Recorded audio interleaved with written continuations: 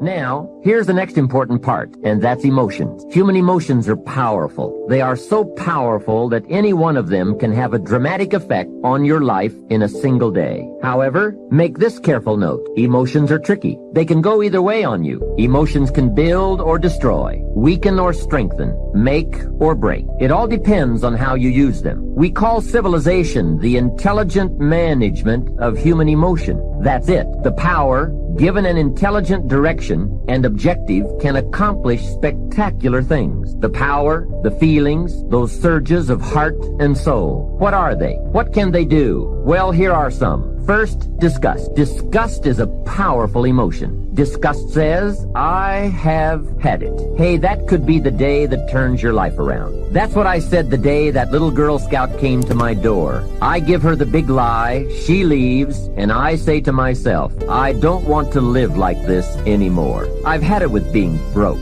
I've had it with being embarrassed, and I've had it with lying. What a day. A life-changing day. The day when you've had it. And whether it's something major or something small, the day you can say enough is enough. That could be the life-changing day. The man has finally had it with being a loser. He's had it with mediocrity. He's had it with those awful sick feelings inside. Knowing his wife is at the grocery store looking at 2 cans of beans, one marked 69 cents and one marked 67 cents. The man knows his wife is going to buy the 67-cent can, and she doesn't even like the brand. Know why she's going to buy the 67-cent can? To save 2 cents. The man sick inside says, I've had it with being on my knees in the dust looking for pennies. We are not living like this anymore. Look out. That's the day, the I've had it day, the never again day, the enough is enough day. Powerful. Hey, nothing is so life-changing as a powerful disgust.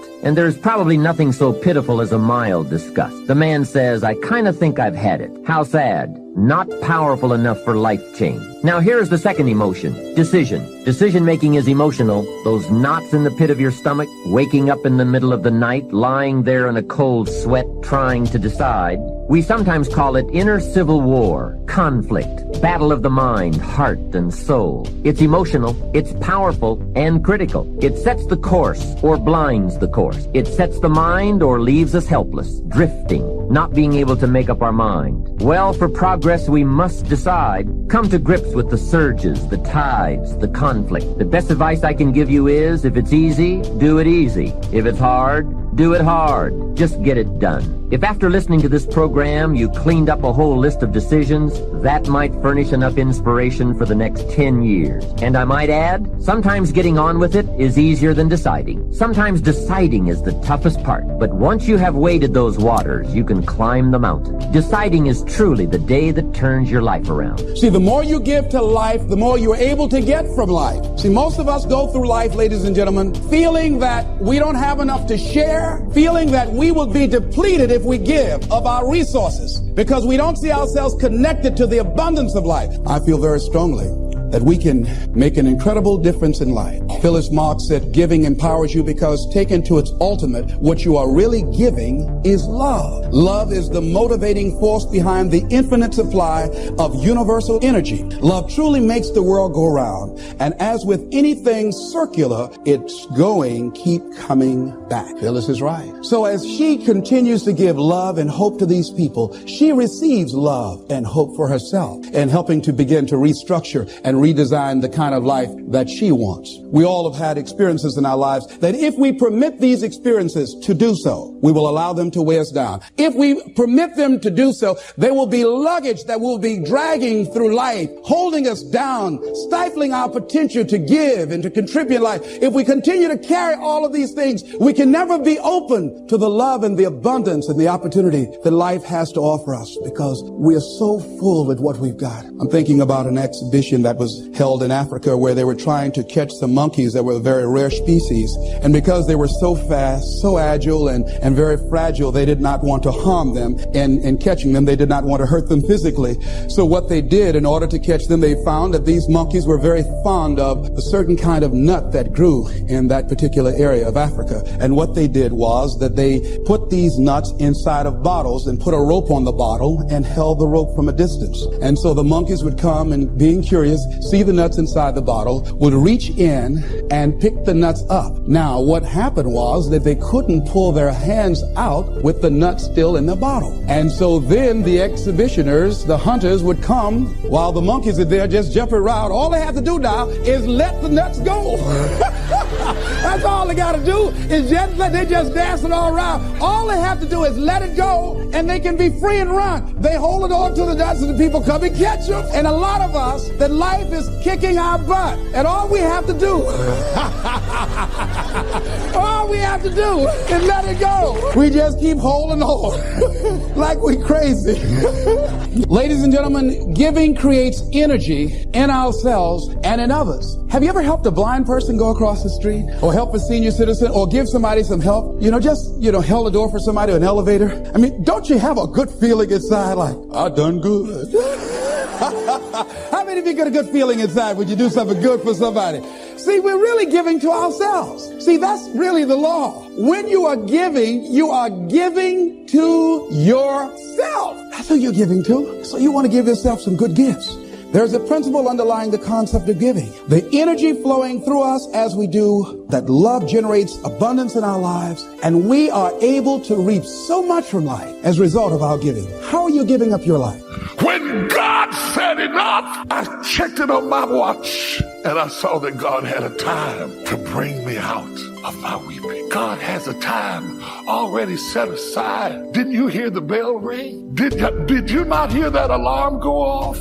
Did you not hear that weeping may endure for a night, but joy comes bing in the morning? Do you not know that God has a win? God had a point in their suffering in Babylonian captivity that God said, that's enough.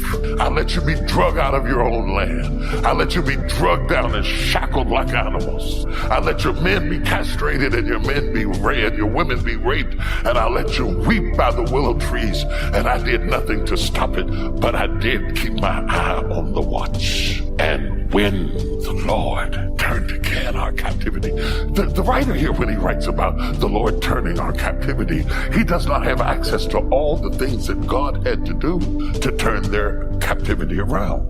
The fall of Babylon denotes the end of the Neo-Babylonian Empire. After it was conquered by the Archemenian Empire, it was conquered. Wait, I want you to see this. The people who conquered Jerusalem got conquered. See, the Archemenians were Persians. They were nomadic Persians that after 70 years of Babylonian captivity, they came in and conquered the conquerors. See, sometimes God's got you on hold because he's getting another group ready to come in and deal with your enemies. God has a way of getting justice out of the chaos in your life. And the Babylonians were sitting around bragging and poking fun and telling them to sing and dance for us. And while they were playing with them, God was raising up the Persians to overthrow their empire. In 539 BC, God said, enough. And all of a sudden, everything began to change. And God used a young man who was the son of a princess to come in. The young man was Labashai Marduk. And he comes in, and God uses him to wreak havoc. And the Babylonians, who thought they couldn't be brought down, got brought down. Listen, America, be very careful. The Babylonian Empire came down. The Roman Empire came down. The Kushite Empire came down. Don't you get high-minded and think that we cannot come down. We got to be careful what we let go on and what we let happen in this country, because it is possible. History teaches us that kingdoms fall. Nations fall. Empires crush. The Babylonians thought they couldn't be taken. They thought they were bad, but the Persians came up and they brought the whole empire down. Babylon, not Babylon. Babylon's name goes back to the Tower of Babel, but God still brought them down. Not Babylon. Babylon comes out of the Old Testament, Mesopotamia. The new word we would have would be Iraq. Not them, but God brought them down.